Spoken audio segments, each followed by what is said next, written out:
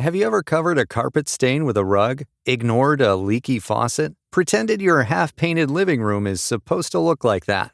Well, you're not alone. We've all got unfinished home projects. But there's an easier way.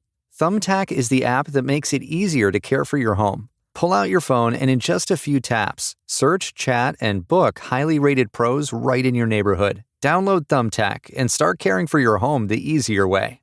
They say opposites attract. That's why the Sleep Number Smart Bed is the best bed for couples. You can each choose what's right for you, whenever you like. You like a bed that feels firm, but they want soft? Sleep Number does that. You want to sleep cooler, while they like to feel warm. Sleep Number does that too. Sleep Number Smart Beds also learn how you sleep and provide you with personalized insights to help you sleep even better. You have to feel it to believe it. Find the bed that's for both of you, only at a Sleep Number store. 9 out of 10 couples say they sleep better on a Sleep Number Smart Bed. Time to catch some Z's. J.D. Power ranks Sleep Number number 1 in customer satisfaction with mattresses purchased in-store. And now during Sleep Number's biggest sale of the year, save 50% on the Sleep Number Limited Edition Smart Bed, plus special financing for a limited time. For J.D. Power 2023 award information, visit jdpower.com/awards. Only at a Sleep Number store or sleepnumber.com. See store for details. People start to realize our differences aren't as big as they seem. I couldn't really understand the magnitude of what was going on. I know a lot of people were affected. You know, it's still that divide. From the All Indiana Podcast Network and Wish TV, this is Our City, Our Voice. You look a lot different at it. Everybody was kind of spinning about what it was and what was happening. Everything's changed. We are continuing our exploration of the impact and implementation of the iRead assessment set to debut to Indiana's third grade students beginning this upcoming school year. While the evaluation is for all students across all ethnic backgrounds, we welcome Wish TV contributor Emil Ekiyor to examine exactly how Black students are going to be affected by this. Emil, thank you for your time today. Hey, thank you for having me. So how might this negatively impact Black students? Well, so the data already shows today on the assessment, 19.7% of Black students are proficient in English, third graders.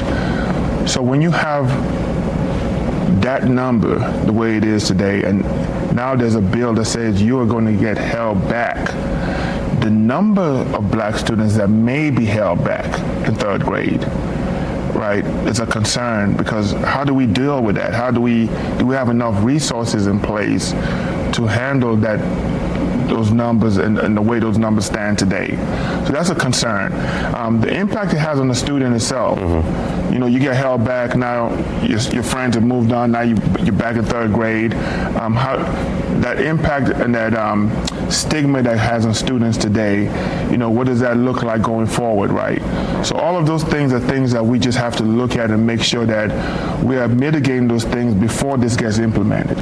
There are people doing great work to try to stop that, but we should be doing it at scale. The number of people that should be coming together to try to find solutions, trying to find resources and answers to that problem. There's just no way it needs to be as a community as a whole. So when we say being upset, we should be upset. This should be front and center.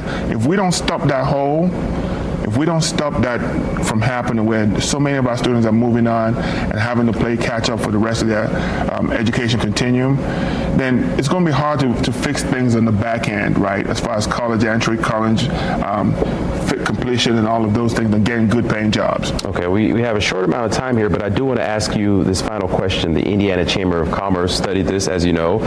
They put out the Indiana Prosperity 2035. How does that fit in, and is it a step in the right direction? So the Indiana Chamber said Prosperity 2035. They set a goal to say to go from 31% to 70% of all students. So we talk about the Black community, but this is an issue around the state as far as our third graders being proficient.